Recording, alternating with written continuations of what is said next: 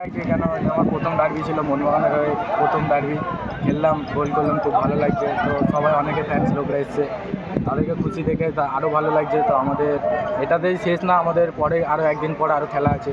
তো আমাদের আরও ফোকাস করতে হবে, হার্ডওয়ার্ক করতে হবে। তো আমাদের এখান থেকে কোয়ালিফাই করে বাইরে গিয়েও যাতে আমরা জিততে পারি, ভালোভাবে খেলতে পারি, সেই জন্য আমাদেরকে হার্ডওয়ার্ক করতে হবে। আর কোচ আমাদেরকে বহুত হার্ডওয়ার্ক করাচ্ছে, কোচ অনেক ভালো প্র্যাকটিস করাচ্ছে।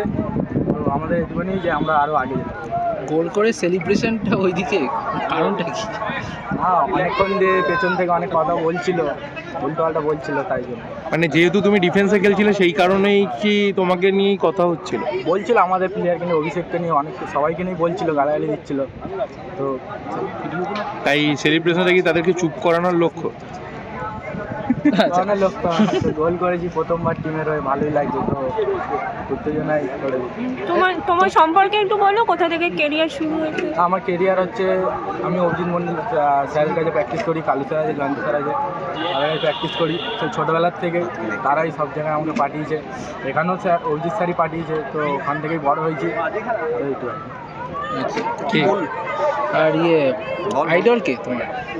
আমার আইডল ছোটোবেলার থেকে আমার বাবা আমাকে খেলা শিখিয়েছে। তো আমার বাবা জানে। কোনো footballer, favourite footballer? Favourite footballer Indian বলতে পারে সুনীল ছেত্রী, আর বাইরে বলতে পারে র্যামোস। বাড়ি কোথায়? বাড়ি হচ্ছে মুকুল। আচ্ছা, ওইদিকে ম্যাকলারেনের গোলে বড়দের ডার্বি জিতছে মোহনবাগান, এদিকে তোমার গোলে জিতলো মোহনবাগান। এটা তোমার কাছে কেমন লাগছে? ইস্টবেঙ্গলও দীর্ঘ ডার্বিতে বেশ কিছু আশানুরূপ ফলাফল হচ্ছে না, আচ্ছা কেমন এই জিনিসটা কীভাবে তুমি? খুব ভালোই লাগছে, দলের হয়ে প্রথমবার গোল করেছি। তো ভালোই লাগছে, মানে বড়রাও জিতেছে, আন্ডার 15 জিতেছি, আমরাও জিতেছি, খুব ভালো লাগছে। সিনিয়র দলে কাকে ভালো লাগে সব থেকে বেশি? সিনিয়র দলে মোহনবাগান ভালো লাগে হচ্ছে দিমিত্রি পেট্রো। কে? Dmitry petro. দিমিত্রি। আচ্ছা, সেই কারণেই কি Sten gun celebration? We are happy with the win, but I always look for improvement in my players, and we did well. We did quite well, but second half we were in the back foot because it's all mental game, and we were under pressure. But we tried to keep the ball and keep possession of the ball, especially in the first half. We created some good chances, but we could have done better in the attacking third in terms of movements, quality passes.